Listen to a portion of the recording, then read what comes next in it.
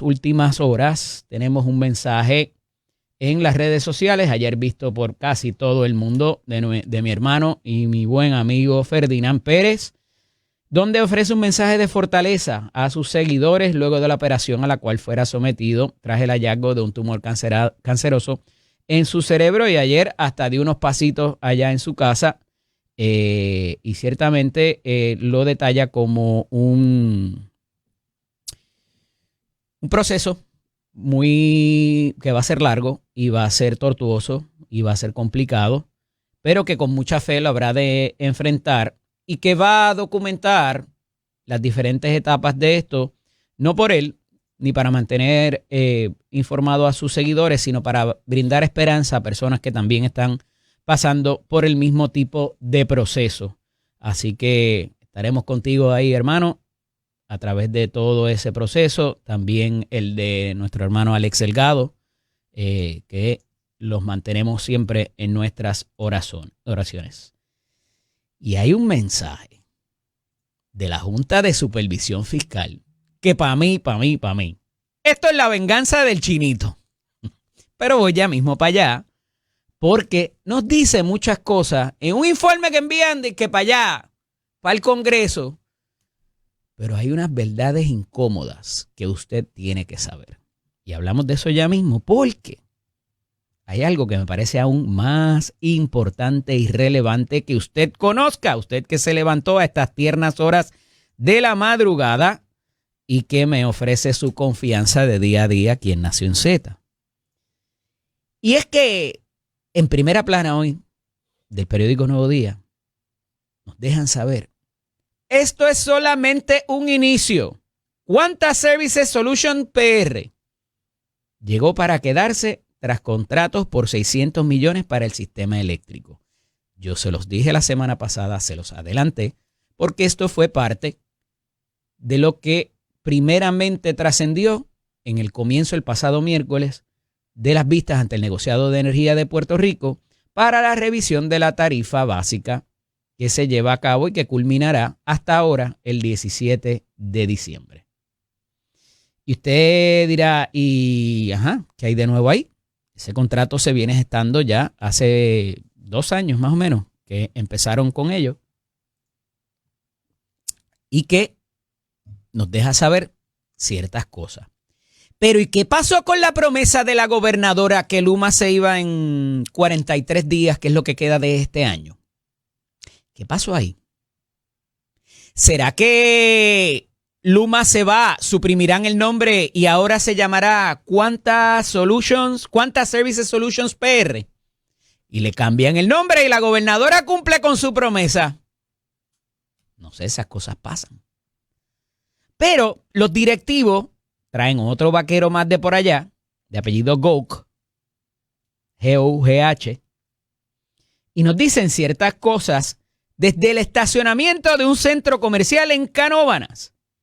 Una flota de más de 250 camiones diseñados para trabajos en el tendido eléctrico, donde ha permanecido varada por casi 5 años.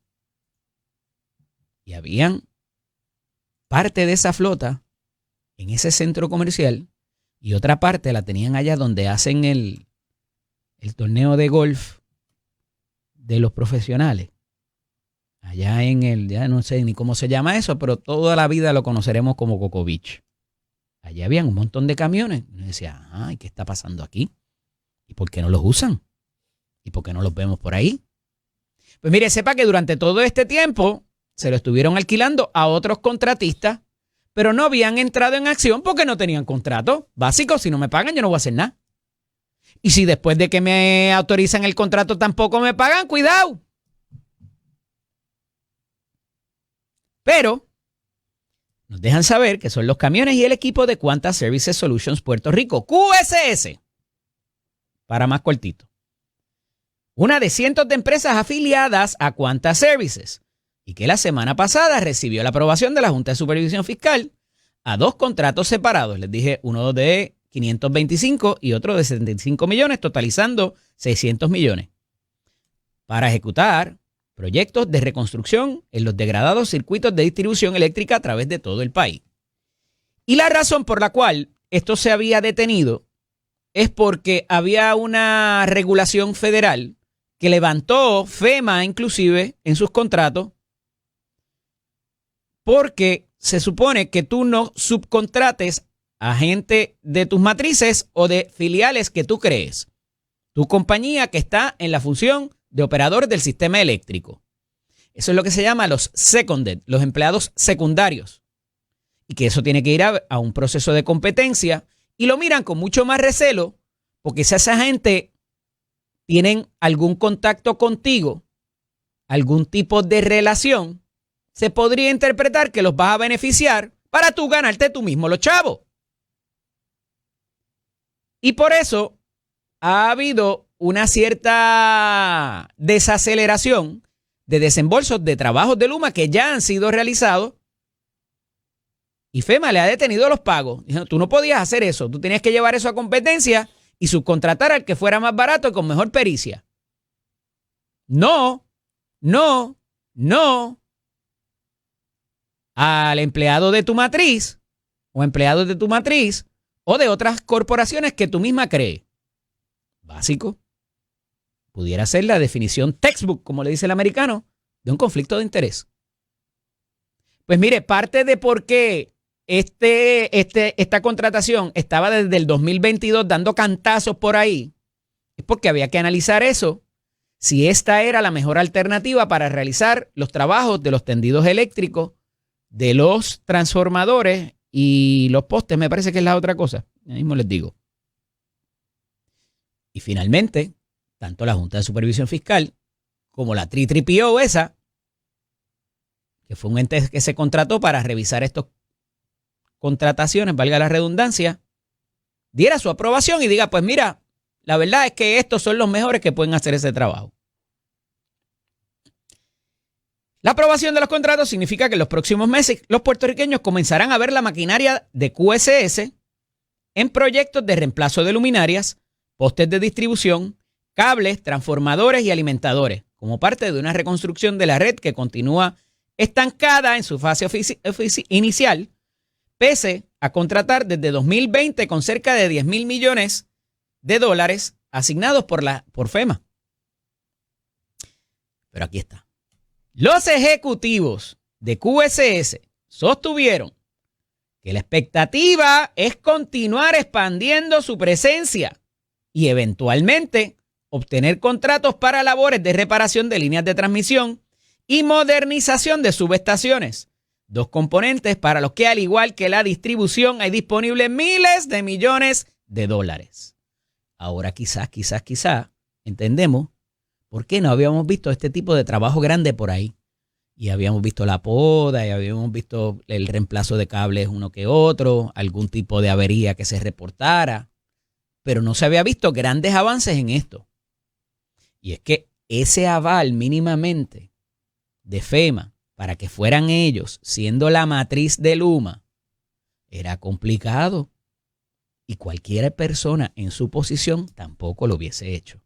Hasta tanto hubieran las seguridades de que iban a poder cobrar su chavito, porque iban a trabajar y esto no es comunismo.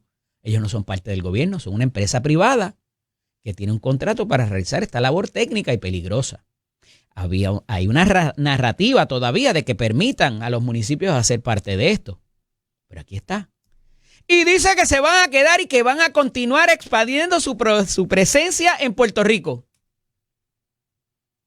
Y esto choca, esto contradice directamente a lo que ha dicho la gobernadora. ¿O es que Cuanta es otra cosa distinta? ¿Esa va a ser la narrativa de la administración? ¿Que Cuanta sí, pero Luma no? Parecen tener el mismo tipo de política que quizás se ha repudiado en cuanto a los empleados, lo que cuestan y todo lo demás.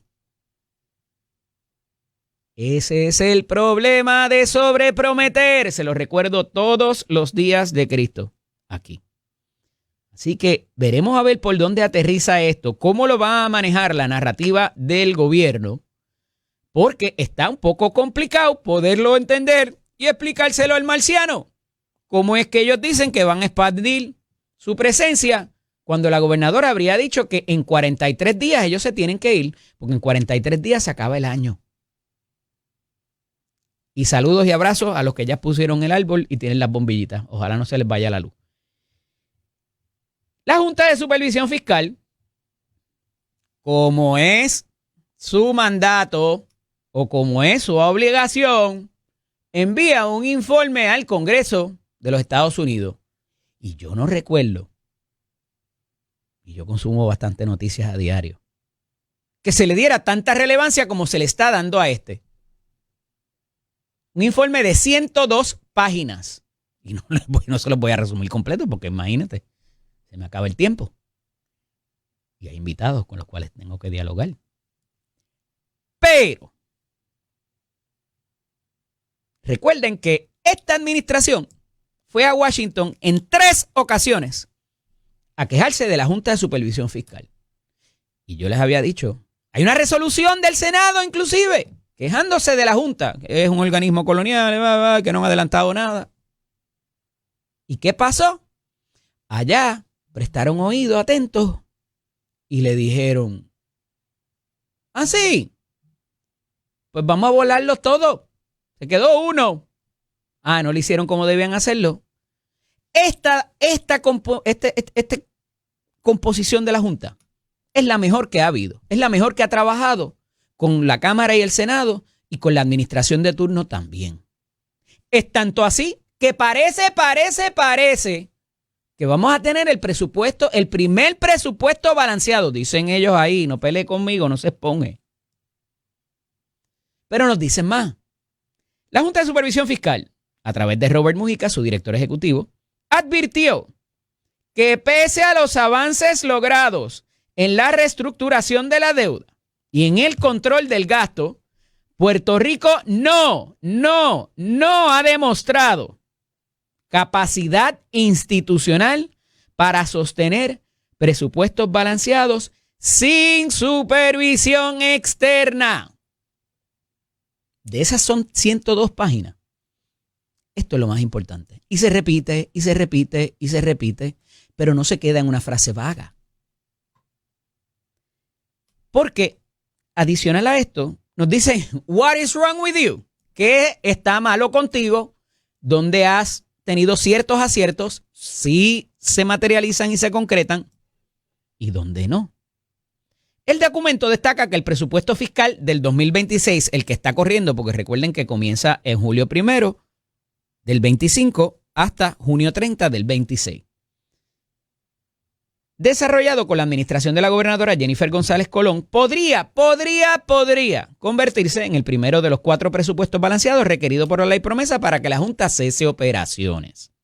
Sin embargo, el organismo subraya que esa afirmación solo podrá validarse cuando se emitan los estados financieros auditados y siempre que estos confirmen que el plan cumple con los estándares de contabilidad modificada, que estos confirmen que el plan cumple con los estándares de contabilidad modificada. Recuerden esa frase por algo que les voy a decir ya mismo. El método que obliga a reconocer todas las obligaciones en su año fiscal correspondiente. ¿Qué significa esto? Que de momento surgían gastos no contemplados en el presupuesto y terminaba un gasto mayor al presupuestado que se decía que iba a ser para ese año. Y nos está diciendo la Junta aquí que si los mecanismos y la programación de contabilidad funciona y al final alguien pone su firma ahí de que eso se logró, entonces sí van a estar balanceados. Sencillo, elemental. Por ahora, solo la presencia de la Junta evita que Puerto Rico vuelva a caer en déficit presupuestario. Segundo leñazo. Solo la presencia de la Junta evita, no evitó, sino evita y evitará que Puerto Rico vuelva a caer en déficit presupuestario, advierte el informe. Y concluye que la disciplina fiscal observada desde 2017 no puede atribuirse aún a prácticas institucionalizadas, sino al control externo que impone la propia ley federal. Si no tuviéramos promesa, si no tuviéramos una Junta de Supervisión Fiscal, dicen ellos, no se esponje, no pelee conmigo, dicen ellos en su informe de 102 páginas al Congreso. Si no fuera por ellos, imagínense si no los tuviéramos, como decía aquel anuncio anterior. La Junta resalta que desde su creación se han certificado 9 presupuestos, 9, en los que los gastos no han superado los ingresos en términos de caja, revirtiendo al menos 16 años de déficits estructurales en el gobierno central. O sea, que tendríamos 8 más de esos 16, habría 24 déficits si no hubiese sido por ello. También subraya que la reestructuración de la deuda pública redujo en casi un 60% las obligaciones principales del país y que el pago anual destinado de deuda bajó de 4.200 millones a 1.150 millones de dólares, lo que representa una carga mucho más manejable para las finanzas públicas. Y podrán pelear y decir, eso fue un mal arreglo, no lo vamos a poder pagar, vamos a caer en deuda de nuevo. Bueno, todo depende que se haga desde la legislación y que no se prometan cosas que después no se pueden cumplir o que nos pondrían en posiciones complicadas, como pagar la deuda de la energía eléctrica con esas cuentas que tenemos en Hacienda, que la ley federal ha provisto para que hayan unas reservas ahí y la creación de unas que parecen que están por venir también, para cuando la cosa se complique, como parecería que pudiera pasar dentro de poco. Pero no quiero ser pesimista porque después me acusan de presagiar y parece que Brian no se levantó hoy temprano y no está ahí vigilante y atento en el chat. No obstante, el informe rechaza la idea de que el ciclo de crisis fiscal haya quedado atrás. La deuda fue un síntoma de un problema mayor, la ausencia de responsabilidad fiscal y 2 décadas de contracción económica, sostiene el documento. Tercer leñazo consecutivo. En otras palabras, Puerto Rico no se encuentra en riesgo inmediato de insolvencia, pero tampoco ha construido todavía la capacidad administrativa que evite un retroceso sin supervisión. Tacata, tacata, tacata. Cuarto cantazo, cuarto leñazo.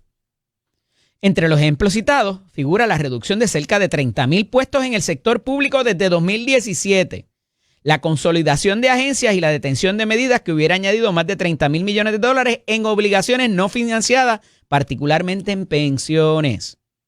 La Junta también destaca la intervención en el contrato de gas natural entre Genera y NF, cuya renegociación, según sus proyecciones, generaría más de 4,000 millones en ahorros durante su vigencia una vez el acuerdo esté final, totalmente aprobado y ejecutado. Eso nos dice que Genera también se queda y que NFE, New Fortress, va a seguir proveyendo el gas. Cositas que pasan y que se dicen antes de que pasen. De igual forma, el informe señala que se han creado reservas fiscales claves, un fondo de emergencia de 1.300 millones de dólares, un fondo de recuperación de desastres de 750 y un fideicomiso para sostener el pago de pensiones bajo el modelo PayGo. Sin embargo, subraya que Puerto Rico aún carece de un fondo de estabilización económica permanente, el Rainy Fund, para un día lluvioso, a la escala recomendada que debería rondar los 1.700 millones de dólares. El análisis también presenta una radiografía severa sobre aspectos críticos aún sin corregir. Y aquí está en blanco y negro lo que está mal todavía. El gobierno sigue incumpliendo con la publicación a tiempo de los estados financieros auditados. Los más recientes tardaron 645 días en completarse. ¿Se acuerdan cuando se quejaban de eso en la administración de García Padilla, que estaban 2 años atrás? Pues miren, más o menos por aquí. 645, 730, give or take. El nuevo sistema de contabilidad gubernamental que debía estar operativo desde 2019, ha enfrentado múltiples retrasos sobre costos y reestructuraciones de contratos y ahora tiene como fecha estimada de implantación el año 2027. ¿Tendrá esto que ver con PRITS? ¿Tendrá que ver con los contratos de compra de tecnología y de programación para las agencias para que se puedan comunicar? ¿Se acuerdan? Porque parecía que eso ocurría por diseño para que las agencias no se comunicaran unas a las otras y hubiera que comprar otras licencias adicionales y pagar más licencias y pagar más comisiones para que los sistemas se comunicaran, en vez de comprar un solo sistema para todo el mundo, que todo el mundo use el mismo y que el database se comparta. Elemental. Pero se complica.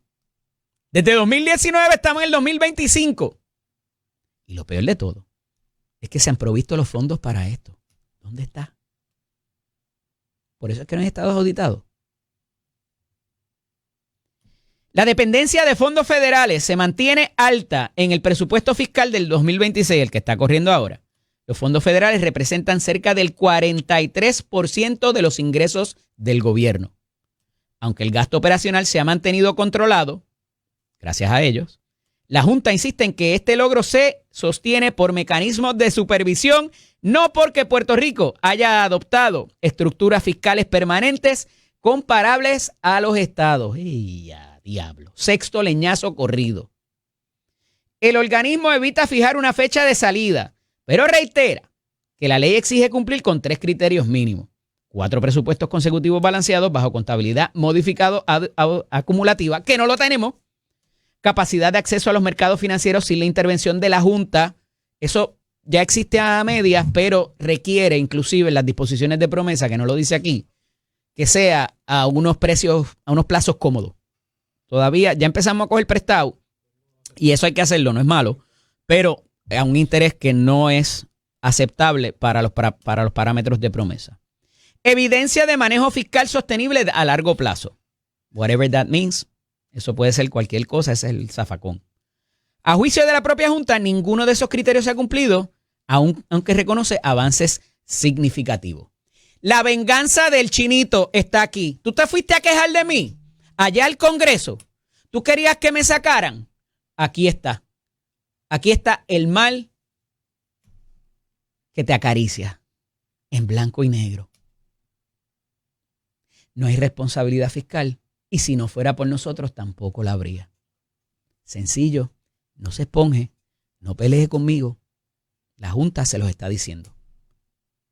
Y usted podrá decir, es que esa Junta es mala, por eso los votaron y los van a sacar. Y el tipo está mordido. Claro que está mordido. Si su trabajo está en juego.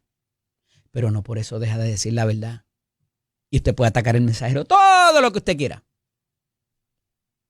Pero 2 más 2 son 4, aunque lo diga un mordido o lo diga un loco. Esto es Nación Z con el licenciado Eddie López. Como todos los martes con nosotros, la licenciada Ana Margarita Ruiz y Ramos. Buenos días, bienvenida. Buenos días, ¿cómo estás? Todo muy bien, gracias a Dios. ¿Cómo va la cosa en esos tribunales? Pues complicada, sobre todo porque ya mismo empieza lo que es el receso de lo que es Navidad y Acción de Gracias y pues todos los abogados. Ya los jueces están pidiendo. Todos los abogados queremos resolver todo. Claro. Antes del 31 de diciembre, pues los jueces también empiezan las vistas, las mociones, las órdenes cada vez tienen menos términos. Y los casos esos que llevan un montón de tiempo abiertos, los jueces quieren acabar de salir. Exactamente. Y los viajes. De momento tenemos los papás que se ponen creativos de que surgió un viaje un especial para la semana que viene. Todo es emergencia. Ajá. Todo es emergencia. Todo se convierte en una emergencia. Eso para los casos de familia, sí, que obviamente todas estas épocas se complican y de acuerdo a los acuerdos, valga la redundancia, quién se queda con quién para Thanksgiving, Navidad. Exactamente, y los acuerdos son relativos, porque siempre se jala más por lo que para otro. Así es. Lo dijo ella. Es la realidad, es la realidad. Mira, surge una controversia, o se revive una controversia que yo pensaba que ya hasta convenía dejarlo ahí, pero sigue la senadora Joan Rodríguez Bebe y va por la vía ahora federal. Yo me sospecho que por el asunto de violación de derechos civiles, en cuanto a la confidencialidad de su situación, ¿verdad? De lo que se había denunciado en un momento, y sigue insistiendo en la situación de que cómo se filtró la querella anónima ante la oficina de la Procuradora de la Mujer. hay una contestación a los efectos de Astrid Piñero, la licenciada Astrid Piñero, que sigue diciendo, Astrid, mira, nosotros hicimos la investigación, ¿qué más tú quieres? No fue de aquí, que salió. El elevar esto a nivel federal, ¿pudiera lograr algo distinto? ¿Sería algo de corte civil para establecer algún daño? ¿Pudiera venir una investigación criminal con radicación de cargos criminales? ¿Por dónde ves que pueda discurrir esto? Pues mira, primero yo tengo que hacer el disclaimer que yo conozco personalmente a la licenciada Astrid Piñero. Es mi amiga y es mi amiga cercana, bastante cercana. Y fíjate, ese caso es un caso que desde el principio a mí me causó curiosidad porque todo comienza con una querella anónima que hace una persona en el mes una mujer, en el mes de agosto a la oficina de la Procuradora de las Mujeres, pero siempre me ha dado curiosidad de que ni la senadora ni Carlos Mercader han hecho básicamente alegaciones de negando ni aceptando lo que se ha alegado. Básicamente ha sido... No vamos a caerle encima a la víctima tampoco. O sea, No, pero... Cualquiera de los dos que pudiera haber sido. Lo que pasa es que ese es el problema en esos casos. Mira lo que pasa. La confidencialidad en esos casos debe ser siempre el norte. ¿Por qué? Porque tenemos... Wait. ¿De quién es la confidencialidad? Vamos a empezar por ahí. Bueno, yo como abogada pienso que la confidencialidad debería ser de ambos. ¿Por qué? Porque mira lo que está pasando. Aquí cuando surgió la controversia, que sale la noticia, tenemos una supuesta alegación que llega a la oficina de la Procuradora de las Mujeres bajo una querella anónima, donde se dice que la senadora fue víctima de violencia de género estando en una relación con Carlos Mercader. Nadie sabe a ciencia cierta al momento qué fue lo que pasó, si pasó algo, porque ninguno de los dos ni lo han negado ni lo han confirmado. La confidencialidad de la víctima es parte de su protección, pero entonces, ¿qué hacemos con el alegado victimario que lo están juzgando sin saber qué fue lo que pasó? También, claro. Porque eso afecta a la persona. O sea, y más en una sociedad como nosotros los puertorriqueños, que nos dan un poquito y ya en lo que es las redes sociales ya tenemos un juicio hecho. Claro. Entonces... Los todólogos. Pues la posición de la Procuradora de la Mujer básicamente es decir, defender que la confidencialidad de la oficina siempre estuvo presente, que ellos ya hicieron básicamente cuál era el protocolo dentro de la agencia para investigar qué fue lo que pasó, y ahora pues la senadora acude al foro federal. Pero vamos para atrás, porque vuelvo y repito, o sea, aquí la confidencialidad de la víctima o la confidencialidad del denunciante puedo entender el punto que me traes de que entrar en un conflicto, de que pudiera entrar en conflicto, claro, de pudiera reconocerse dos modalidades distintas, porque la política pública es que más gente denuncie este tipo de situación y que se investigue. No obstante, aquí parecería que lo que se describe es una conducta para hacer daño y abusar del derecho, y eso tiene otra connotación muy distinta. Por eso inclusive amplío el asunto a una situación civil, de carácter civil, de reparación de daño, mitigación de daño, para hacerle daño a dos figuras públicas y todo lo demás que hemos visto. El mantener viva esta controversia es complicado. El problema es que parecería, por los dichos de la propia senadora y de su ex esposo y padre de sus hijos, ella quiere llegar hasta las que ellos últimas saben quién es y que tiene una sospecha de quién es. Por eso digo, ella quiere llegar hasta las últimas consecuencias. Pero es más entonces, que evidente. Ella le envía una carta a la secretaria de Justicia, a Pam Bondi, ¿verdad? Sí, a la secretaria de Justicia Federal, para que esto, ¿quién le tocaría investigar eso? ¿Al FBI? ¿A Homeland Security? No hay un mecanismo, un organismo como tal del ente federal que investigue querellas de este tipo, que no sea el FBI. Exactamente, porque ella lo que está es amparándose en una ley que es federal sobre la protección de los derechos de mujeres, de víctimas y demás, y yo entiendo que por ahí es que ella entra al foro. Violación de derechos civiles. Exactamente. Recordemos que el ente federal es uno de jurisdicción limitada, a menos que haya una violación directa. Aquí no hay IPA tampoco, que es lo otro que se me ocurre, así que cosas que tengan que ver con confidencialidad, ¿verdad? Pero al contrario, ella está diciendo, que es algo peligroso también, yo expongo mi confidencialidad para saber quién fue. Entonces, seguir hablando del asunto también es complicado para propósitos de manejo de crisis, que decía yo la semana pasada, que ella ya había intentado, con otro tipo de tema, también relacionado a la policía, cambiar la estación, a que se hablara, que ella fuera la portavoz de otra cosa. De hecho, va al tribunal inclusive a requerir información sobre el asunto de la policía y todo lo demás, y había cambiado el canal, pero entonces regresa ahora al Foro Federal. A ese pantanal. Sí, pero es el mismo asunto, es lo que traigo. Yo no veo qué más puede hacer la oficina de la Procuradora de la Mujer, que no sea, pues, exponer, mira, aquí está la investigación. Más allá de lo que hizo la oficina de la Procuradora de la Mujer, que es básicamente verificar qué pasó, qué pudo haber pasado, cómo se pudo haber filtrado la información, y ya básicamente decir, de aquí no salió, no tenemos más nada que decir, no tenemos más nada que hacer porque ya se cumplió con el protocolo. Pero hasta fíjate, ahí llega no sé si fue la propia Astrid o fue alguien en su oficina que en un momento dijo, y me parece que se extralimitó y lo levanté en ese momento, al decir que habían identificado que era una fémina, que había venido en una guagua blanca parecida a la de las agencias. Me parece que dieron hasta la descripción de una Jeep. Y yo dije, cuando yo escuché eso, yo dije, eso está complicado. ¿Pudiera o existe un mecanismo donde se le requiera obligatoriamente a la oficina de la Procuradora a que identifique a esa persona? ¿Lo ves pasando? Bueno, tal vez el tipo de... No había escuchado que habían descrito la forma en como yo... Sí había escuchado que había sido una fémina. Sí escuché, pues, alegaciones... Eso salió de la oficina de la Procuradora. Sí escuché alegaciones de que pues, la comparabilidad entre ciertos documentos. No había escuchado que habían descrito el vehículo en que llegó la... describieron la cabello persona oscuro, de tez blanca. Esas expresiones, pues, tal vez no debieron haber salido de esa manera, porque sí pudiese... por ahí colarse lo que es una violación de lo que es la confidencialidad, porque no están diciendo el nombre de la persona, pero... Evidentemente hay un video de las cámaras de seguridad o lo que sea, de esa persona entrando al predio a llevar el documento. Claro, o sea, esa oficina, alrededor de esa oficina hay 200 cámaras eso es información pública. De video. No se supone que sea una información pública porque para está eso... Está recogida en el mecanismo. Para eso existe el mecanismo de una querella anónima donde no se supone que se sepa ni el color del pelo de la persona que fue a hacer allí la querella. Ese pietaje está recogido en herramientas o equipos públicos pagos con fondos públicos. Se pudiera ir al tribunal a pedir eso, no para que sea difundido públicamente. No para que sea difundido públicamente, pero para propósitos de eso. Pero eso sí pudiera ayudar a la senadora a identificar quién fue la persona que fue, o si ella tiene sospecha de quién fue. Es descubrible. Claro.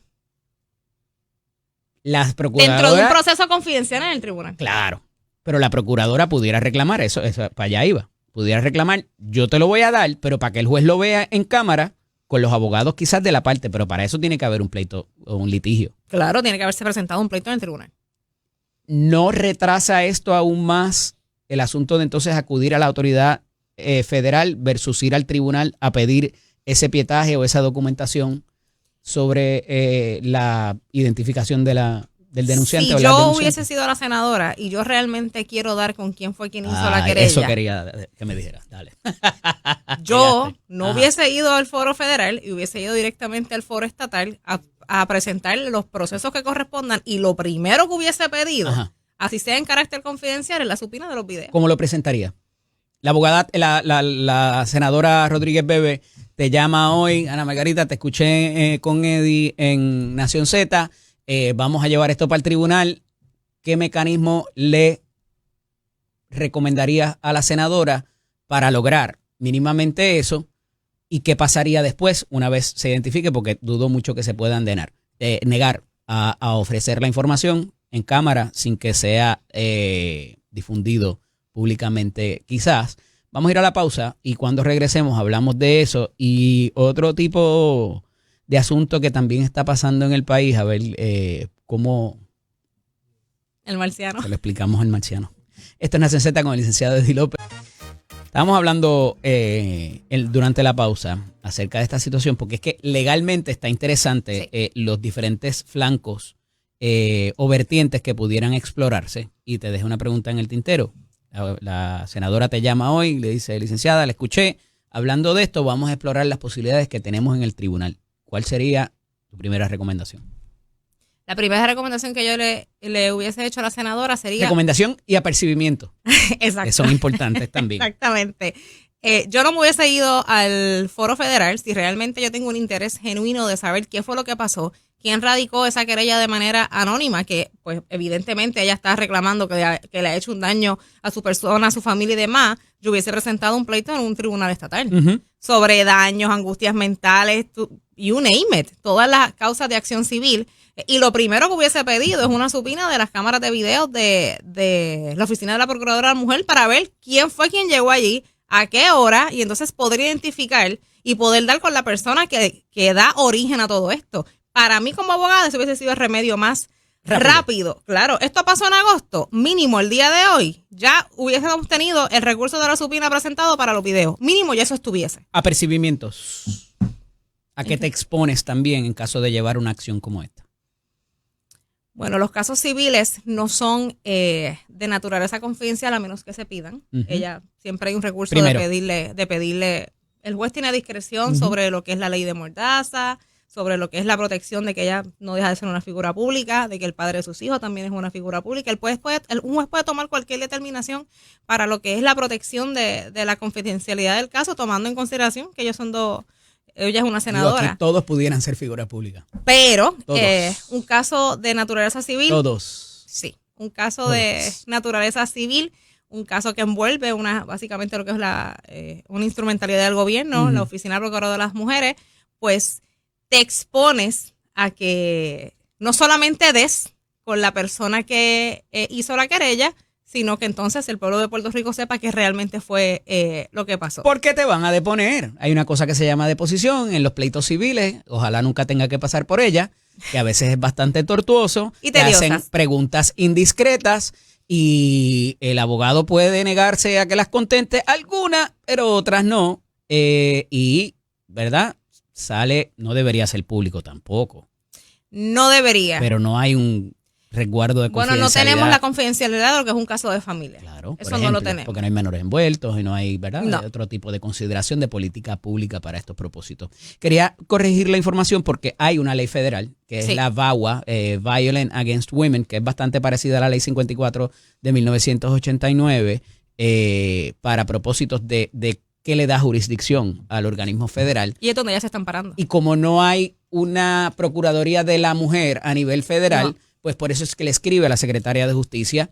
Y el caso se había investigado a nivel de justicia estatal y el 24 de octubre habría dicho Lourdes Linet Gómez, secretaria de Justicia, que no procedía más nada de acuerdo a lo que ellos habían investigado. O sea que está la vertiente criminal, por decirlo, o penal, donde pudiera haber delitos si se abusó del derecho para hacerle daño a alguien. Eso consta en el Código Penal de Puerto Rico y se utiliza también unas disposiciones de la Ley Federal de Violencia contra la Mujer para entonces proveer la jurisdicción penal o criminal para propósitos de quien haya hecho daño a propósito utilizando los parámetros de esta ley. Está interesante, no creo que se vaya a resolver rápido. No. Y no le hace bien a ninguno de los participantes que esto siga dilucidándose en foros como este o cualquier otro en la opinión pública. No, claro que no. Y sobre todo como te dije anteriormente, en una cultura como la que nosotros tenemos, básicamente se cuela información sobre unos hechos que no han sido confirmados ni negados, entonces ya automáticamente estamos juzgando a un victimario que no sabemos si realmente es victimario o no. Licenciada, yo a diario uso el sentido común y por eso es que trato de explicarle cosas de sentido común al marciano. Cuando vi los videos de la intervención de los oficiales de ICE el pasado viernes o sábado, cuando haya sido, con estas personas en Capetillo, en Río Piedra, yo dije, ese perímetro está mal hecho. Y yo no soy agente ni federal, ni estatal, ni municipal, pero hemos visto bastantes vistas de regla 6, quizás, de cómo se caen los casos en intervenciones de los policías. Y una de las cosas que los jueces valoran mucho es que los oficiales que intervienen con personas por cualquier razón, hasta una detención de tránsito, cuiden por su seguridad. Y de lo que vimos allí mínimamente, y decía ayer, la seguridad de esos agentes que estaban interviniendo con esa, ¿verdad?, por violaciones, esta parte es importante, a la ley migratoria, no estaban siguiendo los parámetros que usualmente vemos, donde se establece que nadie puede entrar y habían policías o agentes interventores allí bastante como para preservar la seguridad de todo el mundo. Por eso es que te pueden catear incidentalmente, un registro ¿verdad? Razonable para propósitos de la intervención, de preservar la vida de esa persona que están interviniendo, la de los agentes o la de cualquier parte circundante en los alrededores. Eso no pasó allí. La noticia de hoy es que en los próximos operativos van a cuidar por mejorar la seguridad de todas las participantes en los próximos operativos. Y yo pienso que esa situación en ¿será particular, porque Eddie López lo dijo ayer? No sé, pero bueno. No, pero yo pienso que esa situación en particular se salió de control. Sí. Fue una situación particular, es algo que no debió suceder, es algo que tampoco. Esa señora embarazada nunca debió haber estado cerca de donde estaban esposando en el piso a la persona que se querían llevar. Nunca debió haberse podido acercar. Esa es flagrant violation número 1. Y yo pienso que quizás es falta de adiestramiento porque hay muchos agentes que no bregaban con eso y que los han traído ante la multiplicidad de operativos que se están haciendo, ¿no? Pero tú sabes que esa situación no solamente pasa en los cuarteles, también pasa en los tribunales. Eso de los cuarteles es otra que para allá voy y quiero tu apreciación. Eso también pasa en los tribunales, sobre todo cuando tenemos vistas que son presenciales, y eso es algo que yo he levantado mucho. Uh-huh. Uno como abogado sabe, cuando uno tiene a menos de 2 pies a un alguacil, que viene un arresto. Uh-huh. O sea, cuando uno ve el movimiento, uno lo sabe. Claro. Muchas de las salas de violencia doméstica en este país ni siquiera mide la mitad de este estudio. Correcto. Tú no sabes cómo va a reaccionar una persona. Obviamente no puede estar armado porque para eso existe el procedimiento de chequeo cuando uno llega a un tribunal, cuando las personas llegan a un tribunal. Pero eso es algo que yo he levantado en muchas ocasiones porque muchas veces soy yo la que me tengo que parar al lado de la víctima, uh-huh, porque porque está la víctima, estoy yo y está el agresor aquí, que a sabiendas se nota que se va a producir un arresto por la dinámica de la vista. Licenciada, y hay salas, porque hay salas en los tribunales municipales que es donde se ve estas vistas, donde no hay máquina ni hay nada. Quizás hay un alguacil para las 2 o 3 salas que haya. Pero una sala de estas en cualquier pueblo de la isla, y no estoy llamando a que nadie vaya, ¿verdad?, se aproveche de eso, pero la realidad es que se ve ese tipo de casos y allí no hay un detector de metal y nadie que te catee. No. En el tribunal superior sí, pero en las salas municipales que a veces están al lado del CDT y al lado de... cógete la de Toa Alta, que está allí, tiene los servicios integrados. Eso... Sí, la de todas, así hemos hablado de eso. El CDT, está el cuartel de policía municipal y se me escapa que es lo otro que hay allí, todo en el mismo edificio. Si ellos te arrestan, te procesan, entonces después básicamente te curan. Te curan. Por orden, es por piso. Pero es algo que pasa, no solamente en los cuarteles, también pasa en los tribunales. Yo he tenido que acudir a muchos cuarteles, muchas veces cuando hacen los arrestos por violaciones a lo que es las órdenes de violencia doméstica, y por más que... pues tengas guardias, tengas retén, muchas veces no solamente a la víctima, también los abogados tenemos a la persona aquí y tú no sabes cómo va a reaccionar ante un dictamen o lo que esté relatando la víctima, si sea cierto o no. Exactamente, o sea, porque son procesos llenos de emociones y realmente esa mujer embarazada no debió haber estado tan cerca. Yo pienso, como te dije, que esa situación se salió de control. Y muchas veces no solamente, y se exponen las vidas de todo el mundo, no solamente la de los ciudadanos, también la de los agentes. Sí.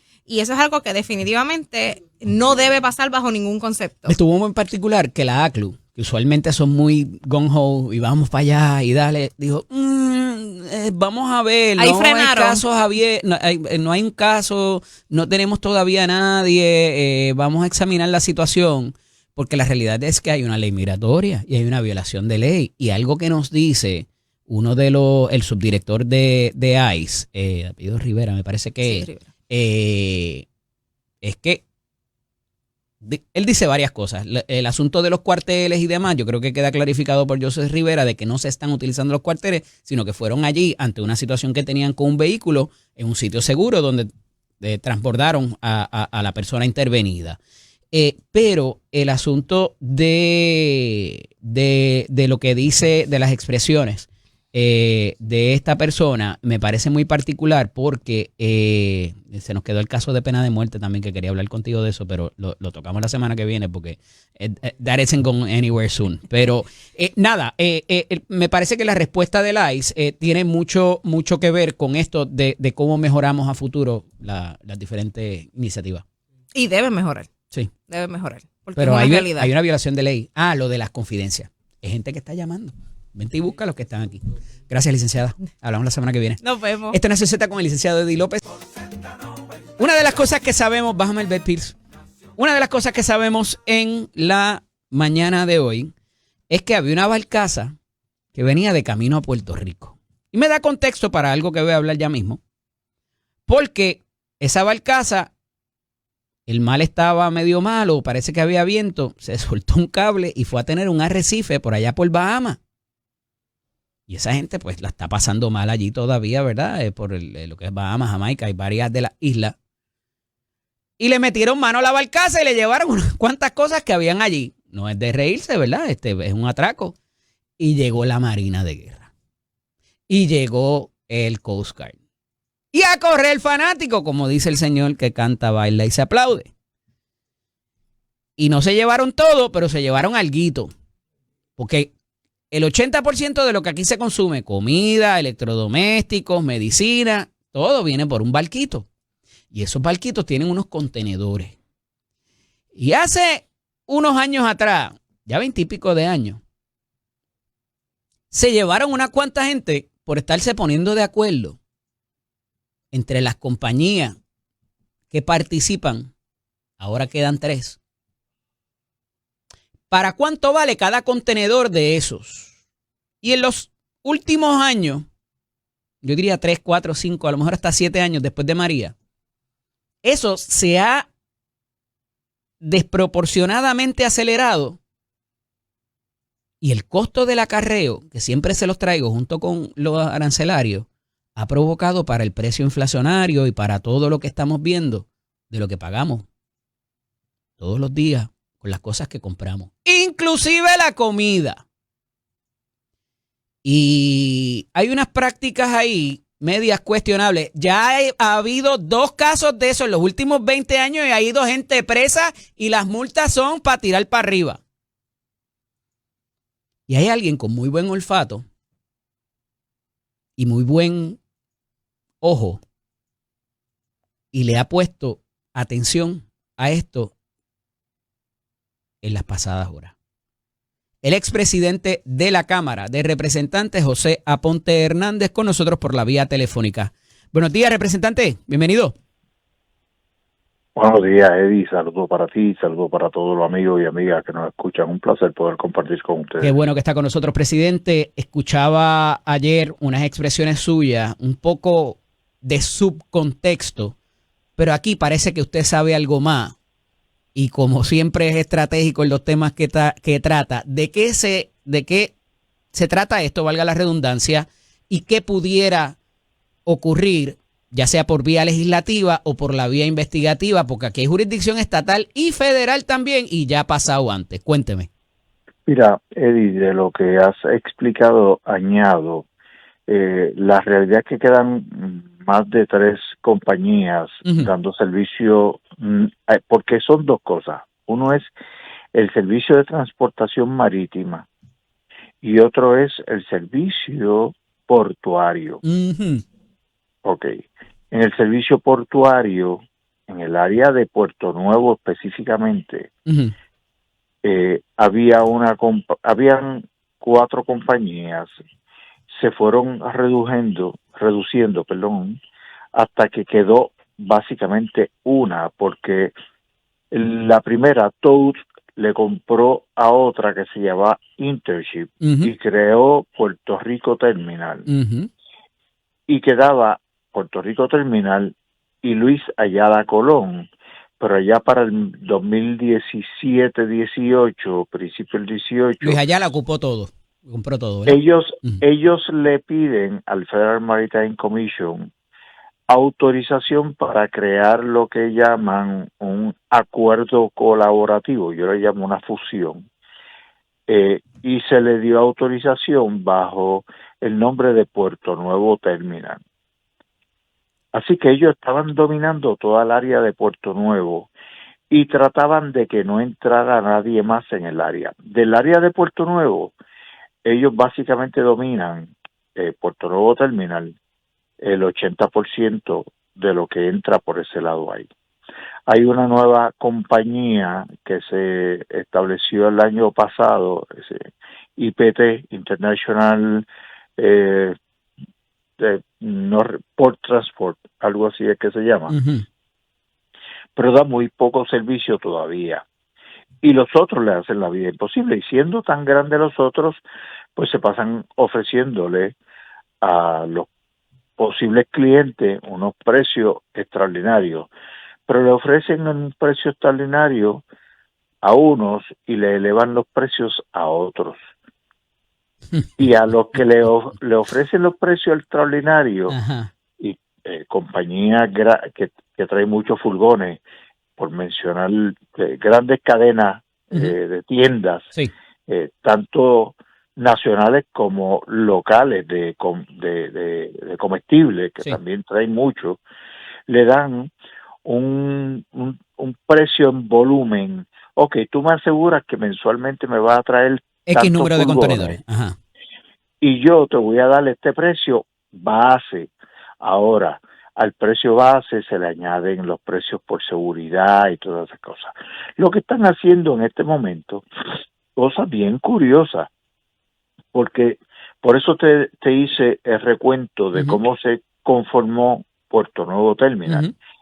Toad compró Intership, creó Puerto Rico Terminal, se alió con Luis Ayala, crearon Puerto Nuevo Terminal.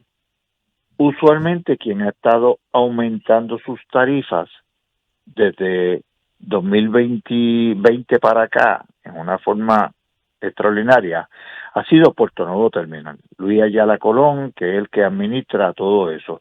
Sin embargo, ahora vino Toad y anunció un aumento. Por ejemplo, un furgón, y en la época de Navidad, que es de las épocas donde más se mueven. Más mercancía se trae, claro. Ok. Un furgón que hoy por hoy Toad le cobra 425 a su cliente, del 8 de diciembre en adelante le va a cobrar 485, $60 más. Wow. Los vehículos que entran y salen a barcos por su propio motor, le suben también. La carga suelta que exceda las 2.000 libras, le suben también. Supuestamente por seguridad y por el manejo. Sí, porque no hay encarecimiento del combustible, no se están acabando los barcos, o sea, aquí hay varias vertientes de esto, presidente. El asunto de la ley Jones se trae dentro de lo que se discute en el ahora, porque todo eso viene o de Jacksonville o de Houston y se me escapa cuál es el tercer puerto de donde llega la mayoría de las cosas. Vienen varios, porque vienen de Texas, vienen de Filadelfia, Texas, vienen de New Jersey. Hay varios puertos, de Luisiana viene también, Mississippi, pero mayormente lo que llega a Puerto Rico viene de Jacksonville. La comida particularmente casi toda viene de Jacksonville, pudiéramos decir. Correcto. Y entonces, ¿cuál es la situación de Puerto Rico? Siendo una isla, el 85% de lo que nosotros consumimos, sea lo que sea, viene en una importación por agua. Esa es nuestra realidad. Esa circunstancia va a estar ahí y respectivo de que seamos estado, seamos colonia, seamos lo que sea, eso va a ser así y estamos acostumbrados a comer, ¿verdad? O a consumir, más bien. A importar. A importar, correcto. Y a comer y a consumir y que tenemos que importar. Correcto. El 85%. De ese 85%, como te mencioné, básicamente el 70% entra por el área de Puerto Nuevo y de ese 70%, las compañías que te mencioné tienen el 80-85% de la carga. Así que estamos en sus manos. De las evaluaciones que hemos estado haciendo, aquí llega carga internacional y carga doméstica. La doméstica es la que viene de cualquiera de esos puertos a nivel continental dentro de la nación. La internacional puede venir de Taiwán, de Corea, de China, de Japón, de donde sea, en el resto del mundo. Cuando es carga internacional, quien regula el costo de esa carga es el Federal Maritime Commission, FMC, como se le llama. Claro. Y cuando es del aspecto doméstico, lo supervisa el Surface Transportation Board. También un ente federal. En ambos casos son agencias federales. Ujú. Y en ambos casos, básicamente como ocurre es, yo te notifico que voy a aumentar y le notifico a mis clientes con no menos de 30 días de anticipación que voy a aumentar y y ahí quedó todo. Y O estos sea, están por la libre. estos entes federales básicamente lo que hacen es que registran lo que tú vas a cobrar, pero no están haciendo como era hace una década atrás, Ujú. que hacían una evaluación completa de por qué tú ibas a aumentar, tenías que presentar hasta estado de situación financiera para demostrar que tú necesitabas aumentar para poder mantener tu negocio.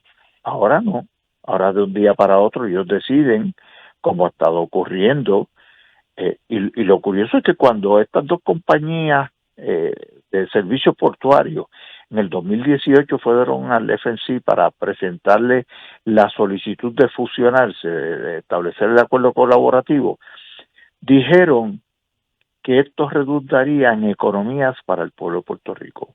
Y ha sido todo lo contrario.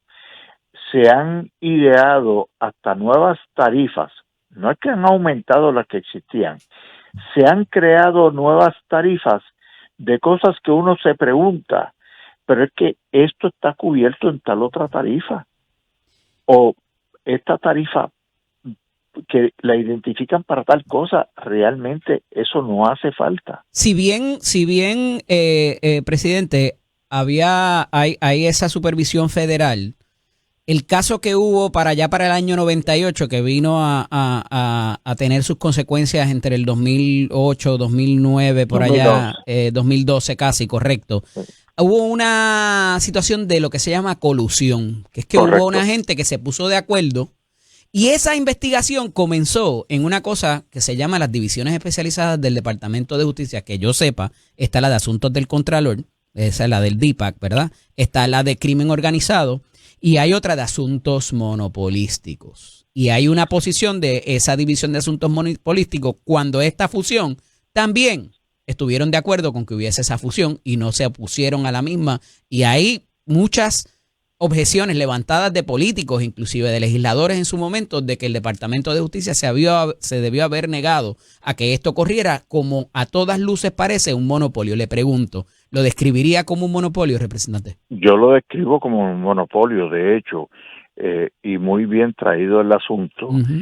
En el 2018, cuando yo me entero de la solicitud que tienen estas dos compañías ante el Federal Maritime Commission, comienzo a enviar, en ese momento como presidente de la entonces Comisión de Relaciones Federales Internacionales y Estatus, comienzo a comunicarme y abro una investigación.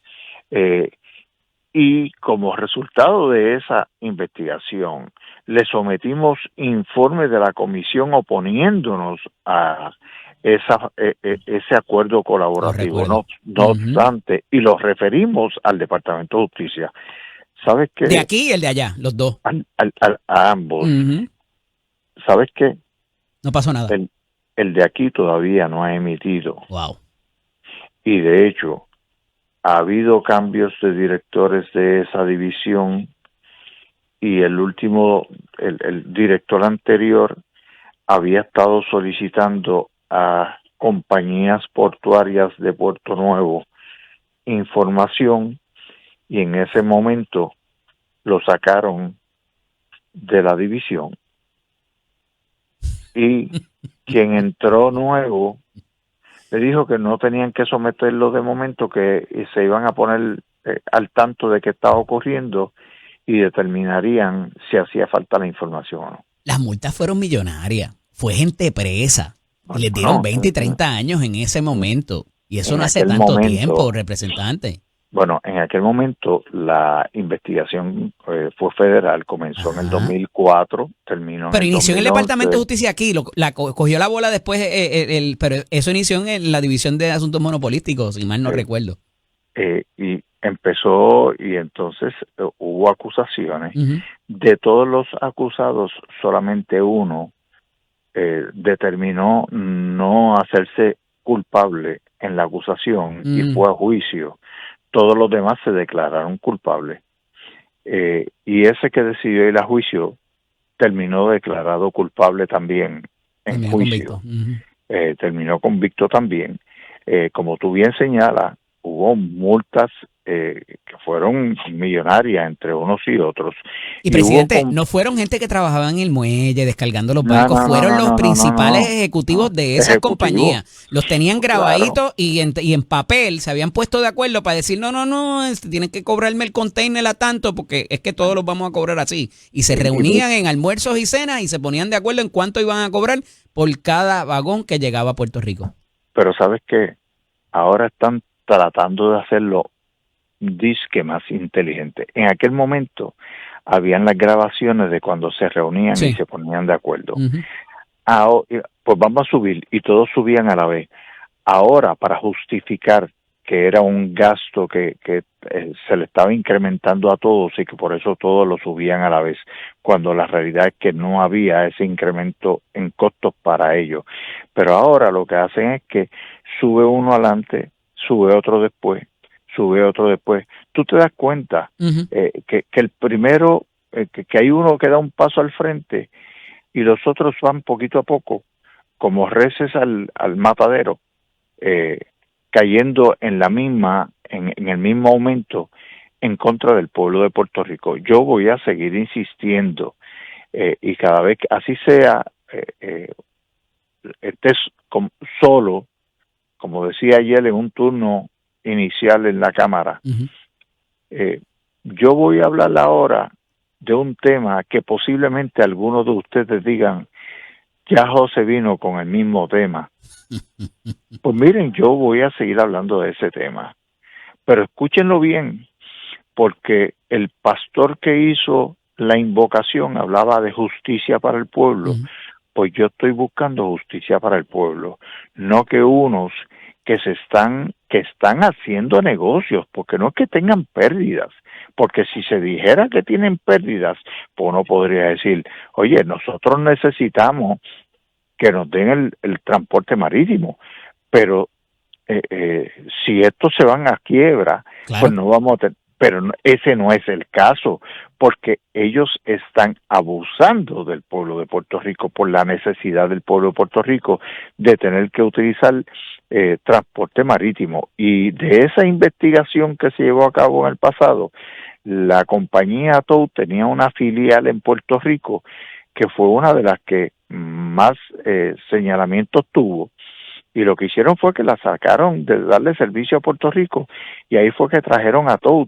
Pero están todos relacionados porque TOW tiene inclusive una compañía naviera que da servicio internacional a Puerto Rico. Sí.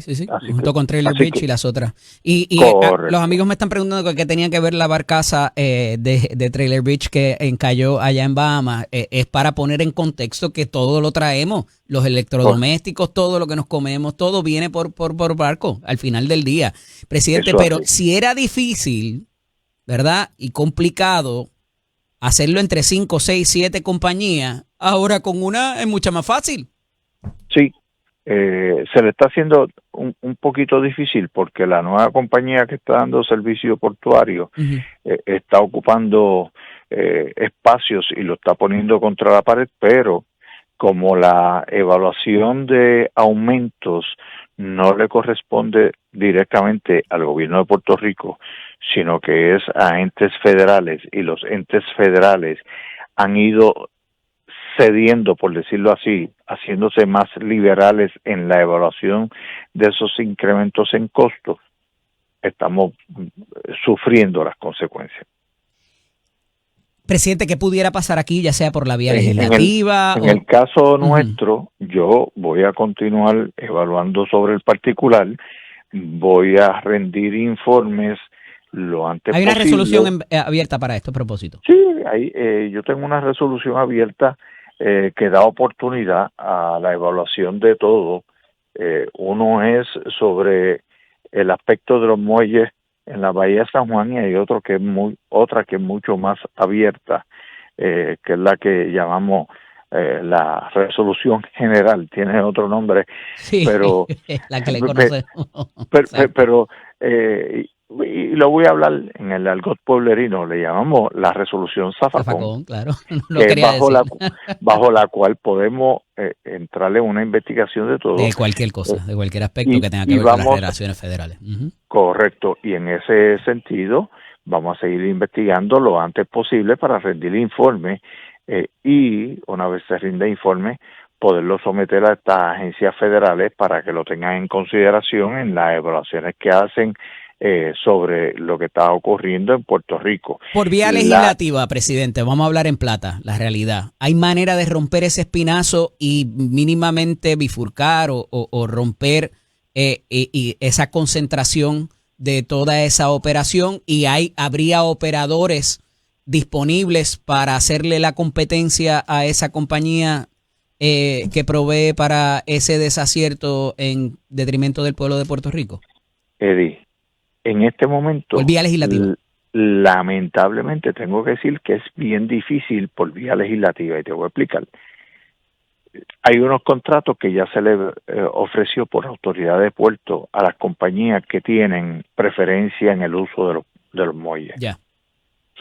Y esos contratos están vigentes, y si están vigentes, tú tienes, por ejemplo, el muelle AIB de Puerto Nuevo, que estaba en posesión, por decirlo así, de Luis Ayala Colón hace varios años atrás, Sí. y en un momento dado lo cedió a la autoridad de puerto para que la autoridad de puerto se lo negociara en un alquiler a New Fortress. Y sabemos lo que estamos hablando de New Fortress. Pero entonces ellos tienen, en ese consorcio, tienen desde el muelle C hasta el muelle L y una parte del muelle M, y la otra compañía nueva, IPT, tiene muelle M, N y O. Así que esos contratos ya están vigentes. Habría que ver en fondo, si autoridad de puerto tuviese alguna forma de entrar a revisar uno de esos contratos en este momento, que entiendo que no, por su vigencia. Por el otro lado, en lo que es las tarifas portuarias que ellos imponen, como te mencioné, está en manos de dos agencias federales. Así que desde el punto de vista legislativo de la colonia, del territorio, nosotros podemos hacer unas expresiones, pero no podemos regular el contrato entre privados. Esa parte la entiendo, pero debe haber alguna disposición en ese contrato, presidente. Yo estoy seguro que debe decir, pues incrementaremos las tarifas si esto pasa y esto pasa y esto pasa, ahí podemos, y si eso no ha pasado, se está incumpliendo con el contrato para subir las tarifas, pienso yo. Estamos en esa evaluación. Lo que pasa es que una cosa es el contrato de alquiler de la facilidad y otra cosa es la tarifa que se cobra. Tarifas que se cobran. Presidente, agradecido por su disponibilidad y por su tiempo. Siempre es bueno dialogar con su señoría. Gracias. Un abrazo. Siempre a la sola, en el lindo día. Bueno, bendiciones. expresidente de la Cámara, José Aponte Hernández, con nosotros aquí en Nación Z. Y cuando regresemos, vamos a hablar de asuntos de gobierno. Y hay unas columnas por ahí de lo más interesante. Porque siguen reaccionando. Si él me tiró, yo lo voy a tirar ahora. Está con nosotros Jan Peña Payano, asesor legislativo de la Fortaleza, para hablar de algunos asuntos también, y la postura, Luma se va, no se va, ¿qué va a pasar? Porque cuántas, parece que dice, vamos a expandir la huella, y ahora nos llamamos cuántas y no nos llamamos Luma. ¿Será eso? Vamos a ver. Regresamos en breve. Esto es Nación Z con el licenciado Eddie López. Nosotros en la mañana de hoy, el buen amigo y licenciado Jan Peña Payano, asesor legislativo de la Fortaleza y principal opositor de Pablo José Hernández y Rivera. Buenos días. Buenos días, licenciado. Buenos días, Chero, el equipo. Para comisionado residente. No. Voy a ser bien honesto. Ajá. Uno siempre tiene total deferencia a los oficiales electos, Eddie. Tú me conoces hace años y yo siempre he sido respetuoso. Tanto en la expresión. Ahora bien, ellos mismos pusieron la vara respecto a lo que ellos categorizan como una fiscalización responsable al Ejecutivo, ¿no? Y al ser oficial electo, hay una fiscalización que se tiene que hacer, ¿verdad?, en sus méritos. Pero parece que les molestó, porque el sábado o el domingo hubo una actividad en un hotel para las medallas esas que dan y levantar unos chavitos para el PPD. Y de allí todavía estaba diciendo, no, porque yo en el cierre federal no estaba jugando Nintendo como estaba diciendo, o PlayStation, como decía Ramón Rosario. Y pues mira, yo estaba y yo hice y yo, porque el trabajo es comunicar, Eddie. Es que la directora de Prafa lo madrugó en la comunicación, más de lo que se habría de esperar en el cierre federal. Más que en el cierre federal, Eddie, yo creo que, y yo estuve dirigiendo asuntos legislativos en Prafa el cuatrienio pasado, en gran parte, una parte del cuatrienio pasado, debo decir. Y no es solamente por el cierre del gobierno. Si miramos hacia atrás, la oficina de Prafa en Washington, D.C., ha sido muy responsable en comunicar constantemente, que es lo que ha estado haciendo el gobierno de Puerto Rico y de la gobernadora Jennifer González Colón para adelantar los asuntos de Puerto Rico. La expresión que yo hice es, y la sostengo y repito, invito al pueblo de Puerto Rico a entrar, no hace 10 semanas, a entrar hoy a la página del Congreso y ustedes van a poder verificar dos cosas, Eddie. Tú vienes del mundo legislativo. Sabes que hay proyectos que radica el propio legislador y proyectos de coautoría, ¿no? Si nosotros verificamos el récord, y voy a ser consistente, ¿verdad?, en mi alocución respecto a lo que ha hecho el señor comisionado residente, a la fecha tiene 17 proyectos nada más de su autoría, 97 proyectos co-sponsor de legislación. Ayer le aprobaron uno. Ayer le aprobaron uno que de hecho fue radicado el cuatrienio pasado por Benny Thompson, casi un copy-paste, pero nada. Pero cuando comparamos, no, y esto es público. Esto es público, pero es que esto no es un ataque al comisionado, esto es verificación de los récords. Cuando vamos a compararlo, que es la pregunta que tú me has hecho, con el récord de la hoy gobernadora, cuando fue comisionada residente bajo el primer año de Trump, así que tienen similitud, ¿verdad?, en algunos aspectos. La entonces comisionada, hoy gobernadora, había de su autoría radicado 38 proyectos de ley, co-sponsor 217. Así que asumiendo que lo que él dijo. Con un congreso. No, claro, pero cariñoso. Es que la premisa que él dijo ese día del evento de forjadores es que él había sido, y cito, el comisionado residente con más proyectos radicados en 20 años. Y cuando uno se mete a la página del Congreso, esa página no la diseñó Jan Peña Payano, no la hizo Eddie López ni el PNP. Usted compara el récord y aún asumiendo los co-sponsors o las coautorías, no le llega ni cerca a la gobernadora. Pero así que vuelvo. Pero fíjate, siempre deferencia al oficial electo. Pero vamos a ser honestos. Al igual que yo. Claro, y yo nunca, nadie puede decir. Y no atacas a la institución. Y Eddie, te voy a decir, a diferencia del secretario general del PPD, nunca le voy a faltar respeto a la gente en un argumento. Ahora, tienes que prepararse para debatir. Pues hizo un video solamente poniendo 46 segundos en un programa que estuvimos, pero tuve que contestarle porque cuando tú ves de hecho el video dura 8 minutos. Lo vi. En 2:44 incluso el secretario no sabía que la ley del negociado de energía se aprobó bajo el gobierno del PPD y eso dicta mucho de su preparación. Hay que prepararse para debatir. No es un ataque a él. Del 2014. No, tú y yo hemos discrepado y cuando te ha atacado a ti en tu carácter personal.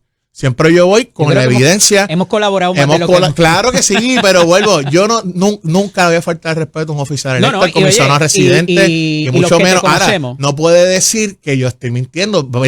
Mira, esto es bien fácil, pueblo. Entren a la página del Congreso, comparen los récords, ustedes sabrán. Y los que te conocemos sabemos que en el debate eres fogoso, ¿verdad? Y por eso te ganaste los premios que te ganaste en la escuela y en las competencias que fuiste aquí y fuera. Pero eres muy diferente y muy elegante, esa te la doy. Pero fíjate, hubo un tipo de carrera, quizás un tipo de competencia de quién se había logrado o bajo la gestión de quién. ¿Era Gabriela Boffelli o era Pablo José Hernández el aumento del WIC, el aumento del PAN, el aumento del fondo del arbitrio del RON? Y de momento sale Francisco Domenech, secretario de la Gobernación, y dice, ninguno de los dos, eso fue por fórmula, por la inflación, se aumentó, ninguno de los dos se puede. No lo dijo así, pero dijo, no, aquí hay unas cosas que no pasaron por injerencia de nadie, ni gestión de nadie. Bueno, es que iban a pasar como quieran. Bueno, en cuanto a lo que dijo el secretario, y voy a ser bien diferente con esto, el comisionado residente dijo, y eso es público, vuelvo, esto no es atacando al comisionado. Esto es bien sencillo. Pero ella también se porque claro, por lo siguiente, él dijo, se adjudicó 48 millones de aumento en el fondo del PAN. Todos los que hemos estado trabajando asuntos del Congreso como antes, la gobernadora se lo adjudicó en su momento pero también. En este momento, ¿quién es el comisionado? No, perfecto. Por lo tanto, todos los comisionados Pablo José, se han adjudicado eso. El comisionado dijo que eso fue gracias a él y eso es un ajuste que se hace siempre por inflación.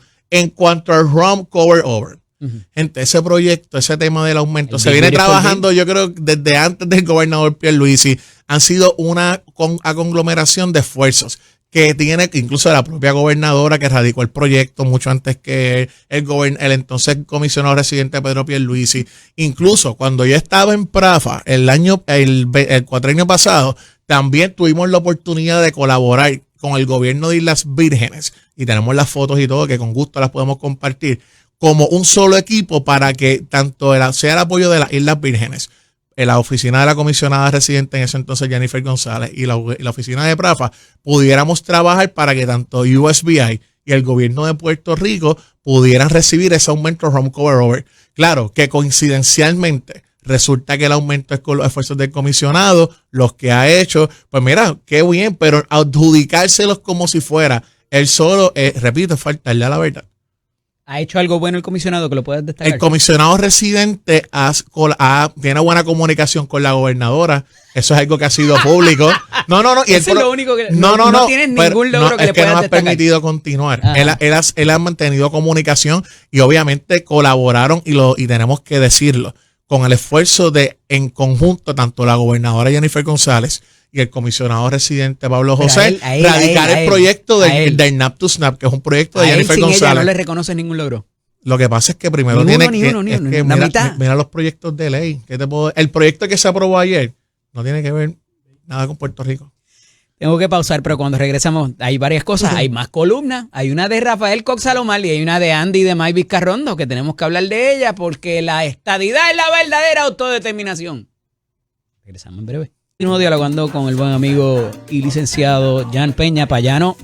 Y licenciado, hay columnas en el horizonte. Le contestó Cox Salomar al secretario Domenech, que le había ripostado a su vez la semana pasada la columna de Cox Salomar y que recogía varias de las promesas de la gobernadora y hace un despliegue el secretario de la Gobernación en su columna de la semana pasada. Se llama La Mujer en Acción, si mal no recuerdo, lo tenía por aquí apuntado. Y había hecho alusión Cox Salomar a los efectos de algo de la Mujer Maravilla, tenía algo que ver con la Mujer Maravilla. Pero la de esta semana se llama La ignorancia es atrevida. Y dice que en días recientes un alto personero gubernamental reaccionó iracundo, con aires de falsa indignación, ante la letanía de verdades picantes, pero irrefutables, que con pluma filosa esbocé desde este espacio. En primer término, a quien único le deben fidelidad a los columnistas que se precian de sí mismos es al país. El busconeo, el caculeo, debo decir, la contratología y el infame tráfico de influencias son propias de los monigotes, no de quienes a fuerza de valentía y dignidad blanden su pluma, tal cual sable punzante al servicio del país, dice la columna de Rafael Cox Salomar de hoy, publicada en El Nuevo Día. ¿Está diciendo ignorante al secretario de la Gobernación? Bueno, en primer lugar, yo también he sido columnista de ese medio y de otros medios, y yo creo que es una reacción, al igual que el secretario de la Gobernación, pues, también tienen esa oportunidad, ese espacio de contestar columnas. Son dinámicas que no son nuevas al quehacer político. El propio licenciado y profesor Cox Salomar desglosa esas disyuntivas entre Luis Llorén Torres, José de Diego. Vamos a recordar los federales, ¿no? Los documentos en que se utilizaban seudónimos, no se contestaban por pluma. Yo lo que sí no era Ben Franklin y quién era el otro, que se hablaban bastante fuerte. Sí, entonces, ¿qué ocurre? Y después los dos terminaron naturalmente, si vamos a la narración, ¿verdad? El resumen de hechos, ¿verdad? Dentro de su derecho a libertad de expresión, el profesor Cox Salomar hace una columna. Si algún día tienen un poquito de tiempo, vayan a YouTube, hay unos documentales, se llama The Federalist Papers. Excelente. Está extraordinario porque es un bochinche. Era público, antes de que existiera Facebook y redes, sí. Como hacer los comentarios, como reaccionó el secretario del PPD a mi persona. Pues eso antes se hacía por el escrito, ¿verdad? Con profundidad y rigor. Y eso, pues, yo creo que Cox Salomar, en el debate legislativo. Cox Salomar hace una columna, el profesor, el secretario de la Gobernación contesta como haría cualquier persona a sus argumentos y naturalmente la pregunta es, ¿era previsible que el profesor contestara? Lo que yo sí invitaría a que hagamos una comparación muy particular. Aquellos que hemos tenido la oportunidad honrada de poder publicar en ese y otros periódicos, sabemos que una de las cosas que limitan, Eddie, tú lo has hecho, es la cantidad de palabras por columna, ¿verdad que sí? Vamos a comparar el espacio que quizás le han dado al secretario para poder desarrollar sus argumentos en el medio, vis a vis las 2 páginas full color completas de más de 600 palabras que le han dado el profesor Cox Salomar. Eso es un hecho, eso vuelvo, no me lo invento yo. ¿Es que el periódico la tiene yo solo digo que cuando uno de un simple análisis, cualquier persona no tiene que tener ningún grado, no hay que ir a Harvard, MIT para entender esto. Compare las 2 full color que ha tenido el profesor y el espacio. Ahora bien, más allá de lo que se están diciendo ambas partes, creo que es un ejercicio importante de libertad de expresión que tenemos en esta democracia. Él tiene unas posturas, ¿verdad? Con un tono, el secretario de la Gobernación, como es su responsabilidad. Yo esperaría que no solo en Puerto Rico, cualquier jefe de gabinete defienda la gestión de su gobernante. No podemos esperar, por ejemplo, que cuando estaban, ¿verdad?, otros secretarios de Asuntos Públicos, otros secretarios de la Gobernación, se paren ante un micrófono o ante una pluma fina, ¿verdad?, de debates de ideas, sean una persona, ¿verdad?, pusilánime. Esa noche de la reacción de la columna, o mediante la columna de Francisco Domenech, tú y yo estuvimos en Jugando Pelota Dura. Recuerdo. Tú estabas haciendo todo. ¿Cómo olvidar? ¿Verdad? Pero decía yo en ese momento, y tú estabas cerca porque estabas esperando para tu turno, y yo decía que no me parecería lo que dice Francisco Domenech y lo que dice Cox Salomar no se contraponen, porque si bien Cox Salomar estaba haciendo una crítica de lo que se prometió en campaña versus lo que se ha logrado, entonces Francisco recoge todo lo que es. Y no solo Francisco, el logro de... Sí, pero... Yo lo he resumido desde marzo, yo le he hecho como en 4 columnas de eso. Lo tengo claro. Pero si coges esas 2, las que hay hasta ahora, bueno, ahora hay una tercera, los logros que se han tenido no eran cosas, y es lo que yo he señalado de esta cámara y este micrófono para ser consistente, no necesariamente tiene que ver con cosas que se prometieron, como lo de la reforma de permisos, como la reforma contributiva, como la reforma energética, como hasta los vehículos todoterreno. Y entonces, el asunto de la generación, pues sí que chévere porque hace falta, pero eso no fue lo que se prometió. Se prometió que se iba a Luma. Faltan 43 días para que termine el año y eso no se ve, al contrario. Ahí dicho por la matriz de Luma, dice que ellos llegaron y que llegaron para quedarse. Entonces, hay ciertas cosas, o sea, sí, se han logrado dar los títulos de propiedad, que es otra de las cosas que recoge tanto tú como el secretario de la Gobernación.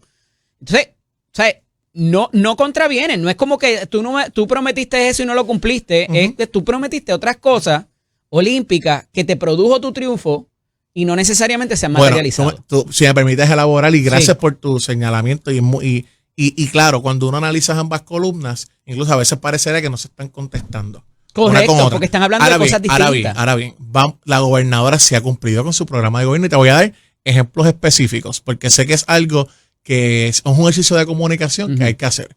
En primer lugar, la gobernadora ofreció en su programa de gobierno fortalecer el asunto de adultos mayores y proteger, por ejemplo, el asunto del fraude financiero. Ya hay 2 leyes aprobadas de ellas. Una, te estoy dando ejemplos, ¿verdad? No digo que es la totalidad.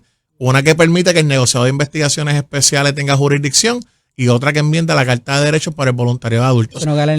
Pero permítame, me dijiste que me habías comentado y han comentado que no se ha cumplido con el programa de gobierno. Se ofreció también el presupuesto balanceado. Hoy, en el informe que publica la Junta, si ustedes van a la página 13, a la cual voy a compartir en mis redes, dice que gracias a la colaboración con la administración de Jennifer González Colón, se aprobó lo que la Junta dice en su página 13, se informa el Congreso con el primer plan fiscal presupuestado y balanceado para salir de ellos. Lo dijeron ellos, no lo digo yo. No hay que cumplirlo todo en 10 meses. Lo que pasa es que algo que ganó la elección, particularmente, fue lo de Luma. Y Luma, mírenme, Luma se va a ir. Háganme caso. Regresamos. Voy a venir aquí. Esta es Nación Z con el licenciado Eddie López a través. Pero quería aprovechar estos minutos y me quedé un momento más con el licenciado Jan Peña Payano para preguntarle de un asunto que no me gustaría preguntarte, ¿verdad? Porque no es parte de ti, ¿verdad? Y de quién tú eres y de dónde vienes. Y se trata de estos operativos y las noticias que han trascendido en los últimos años, en las últimas horas, debo decir, por lo que pasó en Capetillo, en Río Piedra, y lo que debería ser lo que ocurra de aquí en adelante. Hay una violación a la ley migratoria, una alegada violación, ¿verdad? Y hay un proceso que se sigue después. Posición en cuanto a cómo se han llevado estos operativos y qué esperarías que ocurra a futuro, porque evidentemente hay una directriz de estas personas desde el Departamento de Justicia Federal. En primer lugar, siempre nuestra solidaridad con los inmigrantes en Puerto Rico y en otros países, en otras partes de Estados Unidos. En cuanto a la parte procesal, ¿no? Recordemos que esta no es una decisión del gobierno de Puerto Rico. Puerto Rico, al igual que los estados, por ser un territorio de Estados Unidos, el tema migratorio le corresponde de esa política pública al gobierno federal.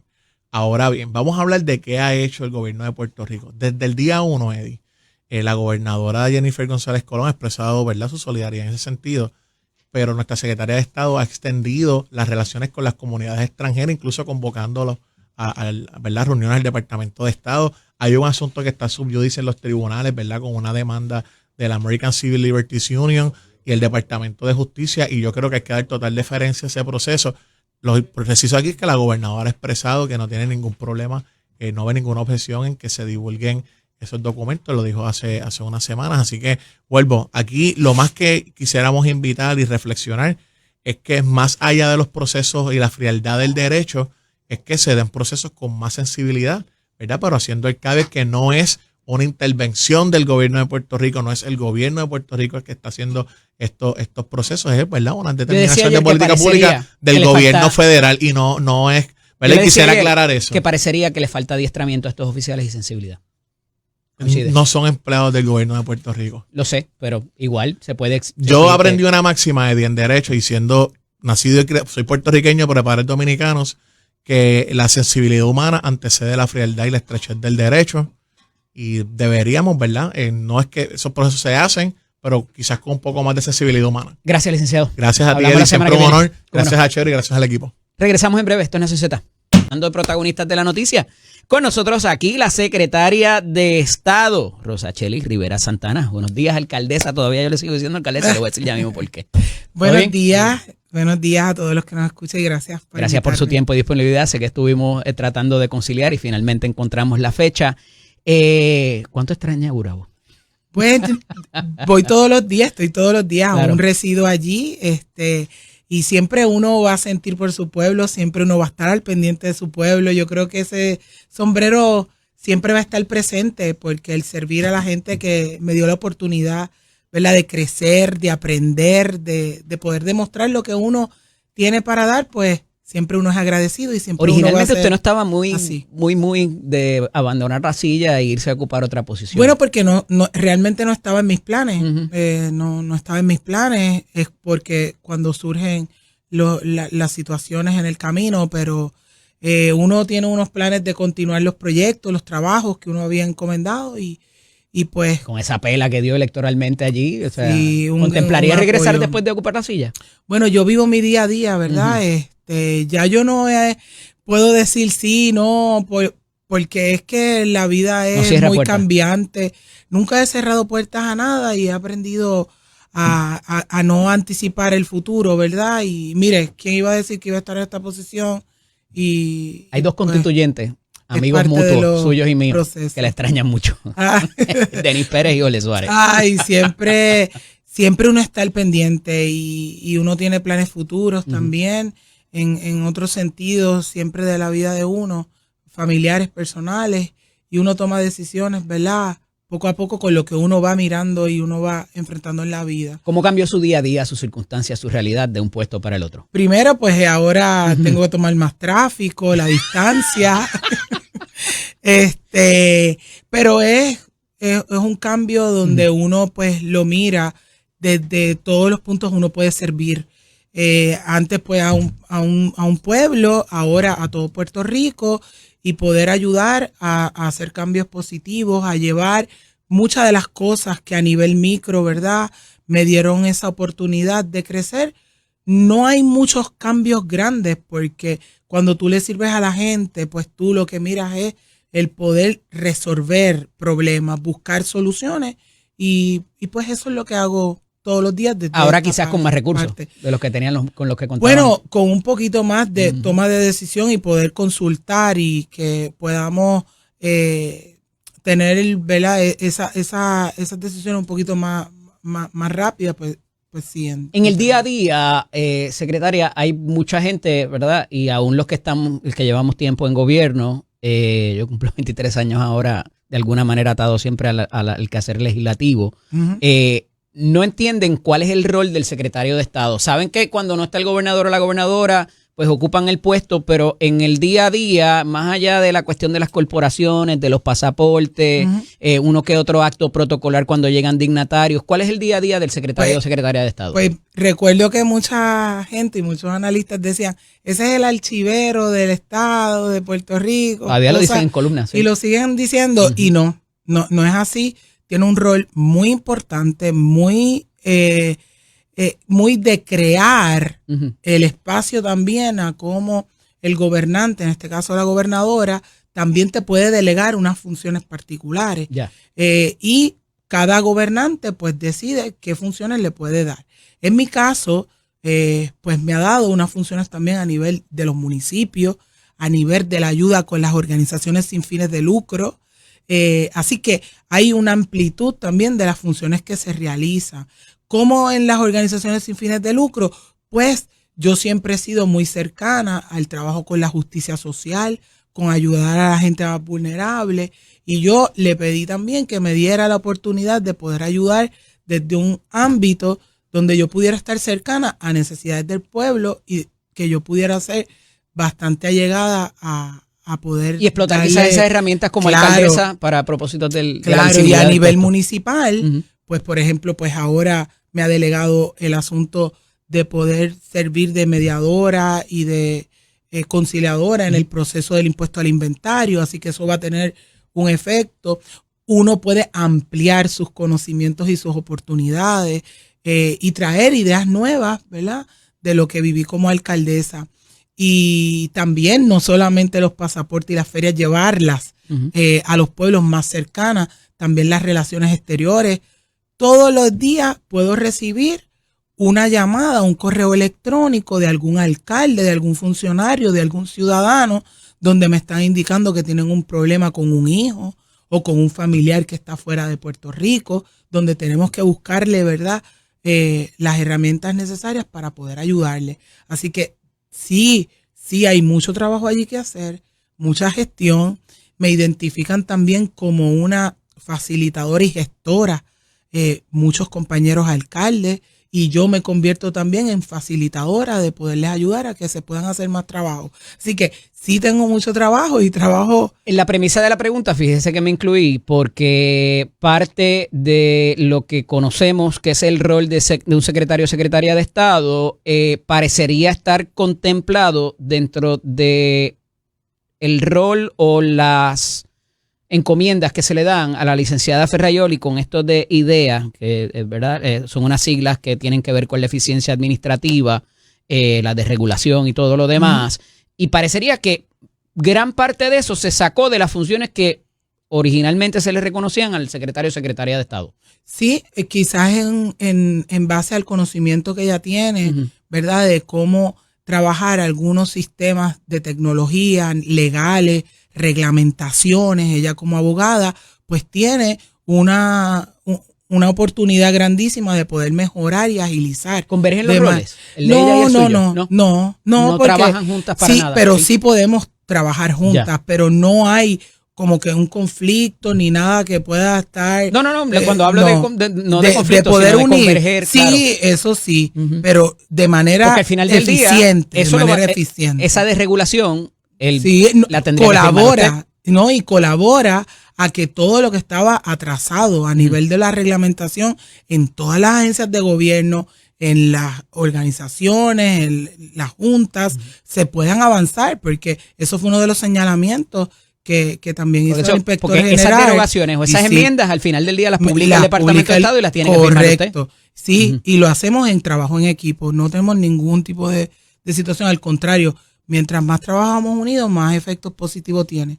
Hay otros planes, ¿verdad? Donde el Departamento de Estado, uno de mis proyectos principales es la internalización de la educación, que me parece que es sumamente importante, porque cuando llegué, pues miré algunos proyectos que se estuvieran trabajando para ver cómo yo le daba también, ¿verdad?, mi importancia de una manera diferente. En esta ocasión estamos trabajando para que estudiantes que salen a estudiar fuera y estudiantes que entran a Puerto Rico a estudiar, pues poder tener más acuerdos colaborativos con las universidades. También voy a hacer unos proyectos relacionados a relaciones exteriores con puertorriqueños fuera de Puerto Rico, donde podamos darle ese valor a puertorriqueños exitosos fuera y, claro, está siempre llevando el rol de presentarnos, ¿verdad?, nosotros con nuestra identidad dentro de otros países. Me leyó la mente, secretaria, porque le estaba dando el preámbulo. Cada secretario que yo he conocido, yo creo que desde los tiempos de Fernando Bonilla, el juez Fernando Bonilla, le ha imprimido a esa silla algún dato particular. Uno de los más conocidos, por ejemplo, fue Kenneth McClintock cuando estuvo en esa silla en el tiempo de Luis Fortuño, donde digitalizó un montón de cosas. Bernier pues tenía la cosa del deporte, ¿verdad?, que la traía ya consigo, y tantos que han pasado por esa silla para propósitos de, ok, yo la voy a ocupar y fine, tengo toda la cosa protocolar, pero este es mi programa.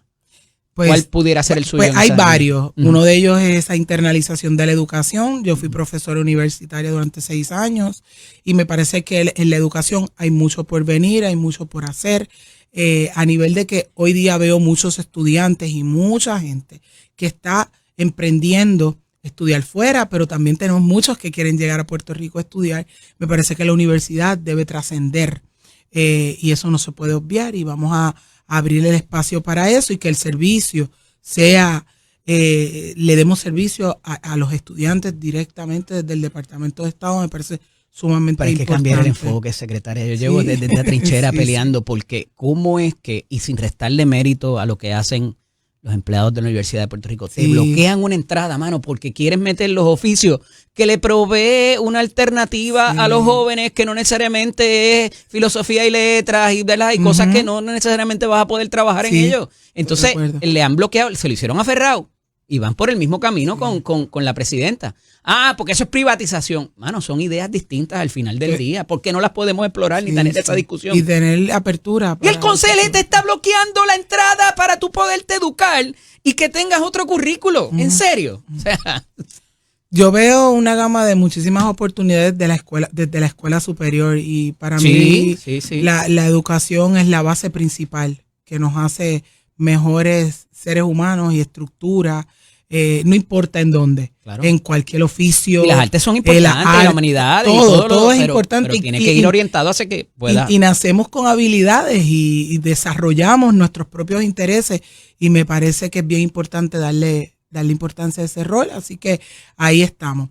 Nosotros a través del Departamento de Estado ofrecemos las visas que se llaman J1 a estudiantes extranjeros que vienen a estudiar a Puerto Rico. Así que es un área que también hay mucho interés de poder llegar estudiantes extranjeros. Se ha impactado también con y esto. Estamos, sí, claro, con toda esta situación. Sin embargo, seguimos abriendo. Yo creo que... Después tenemos que hablar de eso de las visas y de los cónsules en Puerto Rico, con uno muy particular que... Eso es... Está en aguas turbias, secretaria, después le cuento. Bueno, viene el caso. Sí, pero sí, la educación es la base de todo. Es la base y poder posicionar a Puerto Rico en otros países, esos son otros proyectos que vienen, pero hay que hacerlo de manera estratégica y lo vamos a estar trabajando de una manera muy interesante que más adelante pues van a conocer también. Hay muchos puertorriqueños fuera que hay que darle importancia de cómo han ido desarrollando sus propios negocios, cómo han sido exitosos. Y yo creo que Puerto Rico también conozca eso. Secretaria. Hay 14,000 personas exportando servicios. Y nos quejamos por los casi 4,000, son 3,000 y piquito, que hay de residentes viviendo en Puerto Rico, ¿verdad? Con los decretos de la ley 60. Pero la realidad es que hay más gente con decretos y casas contributivas preferenciales que viven aquí y exportan los servicios. O sea, es la realidad, pero pues nos concentramos en lo otro. Divago del tema.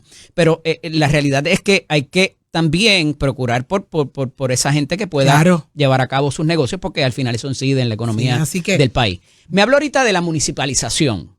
o de asuntos municipales que lo lleva muy consigo. Y me abre a la pregunta, ¿cuánto input, más allá de sustituir a la gobernadora cuando, ¿verdad?, en algunas actividades y demás, hay esa comunicación, porque ustedes eran muy cercanas, y le permite ese input en las cuestiones de cosas para aprobar, los proyectos que han tenido alguna controversia reciente? ¿Está esa comunicación estrecha? Sí, bien cercana a mí. Yo ocupé diferentes posiciones en organizaciones, ¿verdad?, de los alcaldes. Claro. Y eso me dio la oportunidad de una experiencia, de un conocimiento, y muchos alcaldes, compañeros de ambos partidos, siempre dialogamos, buscamos ideas, buscamos soluciones, y siempre me han tenido una apertura a eso y a llevar el mensaje, ¿verdad?, de la importancia de los municipios dentro del rol del servicio. Es la línea directa del ciudadano. Yo lo viví, yo lo puedo decir, lo puedo asegurar.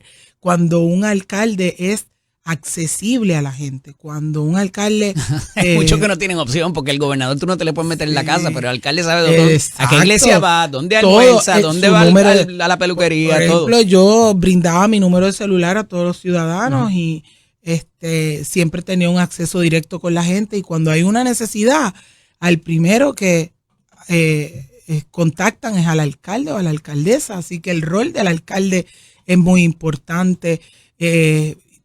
Por ejemplo, mucha gente decía, yo nunca me he acercado a un alcalde porque nunca he tenido una necesidad, pero quizás en algún momento la vida le da un giro y es el alcalde el que puede ayudarle a resolver alguna situación. Y no necesariamente tiene que ver con dinero. Y no necesariamente tiene que ver con dinero. A veces tiene que ver con otras gestiones particulares, con familiares, o ante una agencia. Cosas, una agencia, o poderle ayudar con alguna gestión. Secretaria, hay algo que usted manejó también como alcaldesa, hay que decirlo. Yo hace 51 semanas y 2 días me convertí en adulto mayor. Sí. Sí, cumpleaños el sábado. Y procuro, por esa buena gente, que muchos de ellos son los que se levantan a escucharme a estas tiernas horas de la madrugada. Y allí hubo un programa exitoso que se vio un poquito, cogió un cantacito para la parte económica, y usted lo detalló muy bien en un momento dado en prensa. ¿Cómo desde esa silla se trabaja para los adultos mayores? Pues somos el 60% de la población. Pues porque... Y queremos trabajar, queremos estudiar, queremos hacer un montón de cosas. Porque cuando uno llega a los municipios, uno tiene que mirar, cada municipio tiene su propia forma de trabajar, mirando cuánta mayor población tienen en unas áreas y cómo pueden impactar verdaderamente al más que necesita. Cuando yo llegué, vi una alta incidencia de adultos mayores solos en los hogares, que yo visitaba las comunidades y veía que no recibían quizás un alimento diario, que probablemente estaban... Conversar con ellos. Lo que necesitan es apoyo emocional. Sí. Y entonces, pues, creé un proyecto de poderle llevar alimentos al hogar, que era mi prioridad, que tuvieran por lo menos un alimento y una merienda en sus casas. Aquellos que tenían una enfermedad de encamado, poder ayudar a los cuidadores, poderle dar un alivio. Cuando yo llegué de alcaldesa, tenía 13 amas de llaves, cuidadoras, y una vez ahora pues di el cambio, pues dejé algunas 150 amas de llaves.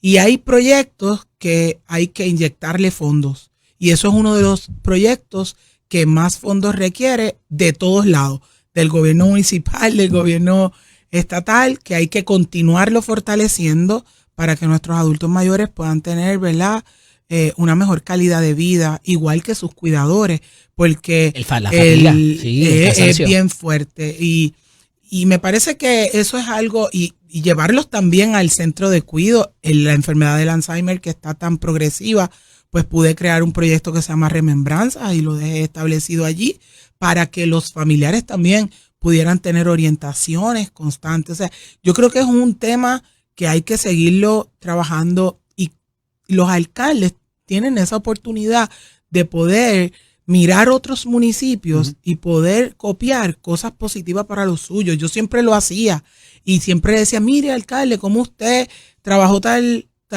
proyecto, y quizás yo le daba la forma, pero se hacía y así bueno, mismo. hay una fórmula que yo hablé con un correo, no estoy autorizado, y me dijo, yo no sé cómo ella lo hace, pero consigue recursos humanos para esos cuidadores que es tan difícil y no necesariamente tiene que ver con dinero, muchas veces con las condiciones. No sé, esa fórmula no hay alguien que la quiere. Se buscaba siempre la manera y yo creo que hay gente voluntaria también que quiere ayudar a otros a través de las iglesias, a través de los vecinos. Yo llamaba, ¿me puedes ayudar con esto? Mira, tengo a este señor de esta manera, yo voy a llegar, pero dame la oportunidad. Somos un pueblo noble y todo el mundo Puerto Rico es solidario y tenemos una empatía grande y todo eso ayuda. Y esto es un factor y este tema hay que trabajarlo integrado. La comunidad, el municipio, todo el que pueda integrarse porque hay una alta necesidad. Y mira, Eddie, no solamente esto es constante, porque hoy tú puedes ver un adulto mayor bien y quizás en 2 días le detectan una enfermedad o se cae, tiene una caída, algo ocurre y ya le cambió la vida. Así que tanto el vecino que puede ayudar a llevar la voz. Estas épocas, secretaria, sensible emocionalmente, sus hijos padecen, tienen alguna situación y ellos siempre están presentes. Así que es un tema muy delicado. Pero hay muchos de ellos, y por ahí va inicialmente, secretaria, que todavía están duritos y pueden trabajar y pueden estudiar y pueden hacer un montón de cosas. Hay que darle el espacio. Y mueven la economía. También, hay que darle el espacio a que siempre puedan tener un espacio funcional en su vida porque eso les ayuda a distraerse y yo también le abría las puertas porque eso es parte también. Muchas de las cuidadoras son adultas mayores, viejitos cuidando viejitos, pero eso las hace sentir bien.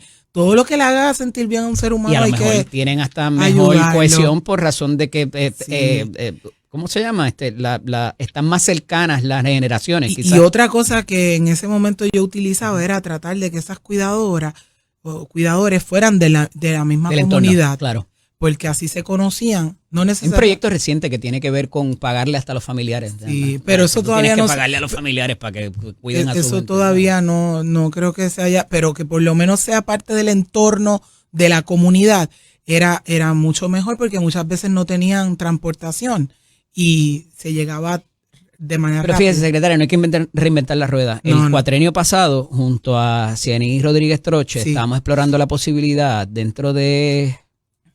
Era ADFAN, no sé si era ADFAN o Acuden, y obviamente con Asume, porque ya hay legislación, igual que se provee sustento para menores, sustento para adultos mayores, y sea un sobrino, sea, ¿verdad? Es no necesariamente un hijo, yo pienso lo mismo. Una pensión y vamos al tribunal para allá, y estaban en conseguir los recursos para poder presentar esos casos ante los tribunales e imponer pensiones alimentarias para los adultos mayores también, porque hay gente que los deja en los hospitales, nada más porque se van a viajar. O sea, es fuerte el asunto y cada caso es particular y vienen y lo presentan. Y lo que requiere es voluntad, a veces no les falta ni dinero ni recursos económicos, es voluntad para exigirle a quien tenga la responsabilidad que así que yo lo que digo, más allá de cualquier cosa, es servirle a Puerto Rico, demostrar que se puede hacer bien y que desde cualquier punto que estemos podemos llevar nuestras experiencias para poder hacer un Puerto Rico mejor y aportar.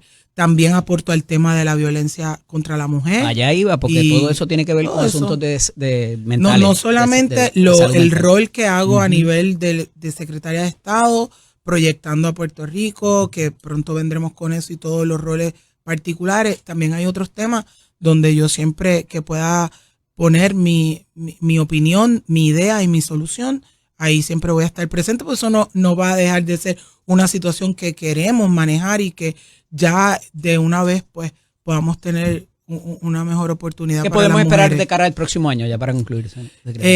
Pues muchas cosas, muchos proyectos innovadores como el que dije, ese proyecto de poder posicionar a Puerto Rico a nivel internacional es un proyecto que quiero trabajar ya el año que viene. Ya estos 3 meses que llevo pues los llevo organizándome y pues continuar trabajando. Así que una gran experiencia que abre muchísimas puertas y grandes oportunidades y muy, muy beneficioso para mi vida profesional también. El mayor de los éxitos, secretaria, ese estilo conciliador hace mucha falta en el gobierno, ¿verdad? Porque mucho tiempo se pierden las garatas y muchas energías y al final lo que espera la gente allá afuera es que hayan resultados y cercanos a las comunidades. Definitivamente, eso es lo más importante. Mucho éxito y gracias por su tiempo y disponibilidad. disponibilidad. Muchísimas gracias a ustedes. ¿Cómo no? Esto es Nación Z con el licenciado Eddie López.